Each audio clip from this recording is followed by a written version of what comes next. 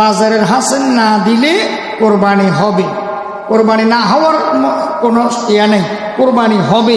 তবে হ্যাঁ, বাজার কমিটির একটা হক যে দেন নাই, আদায় করেন নাই, এটা তো তাদের হক, হাসিল দেওয়াটা এটার গুনাহ হবে, এটার গুনাহ হবে, তবে এই কোরবানি হবে। আরেকটি মাসালা, আপনি ওয়াজিব কোরবানি দেওয়ার জন্য এই টাকা রাখছেন, আপনার উপর কোরবানি ওয়াজিব।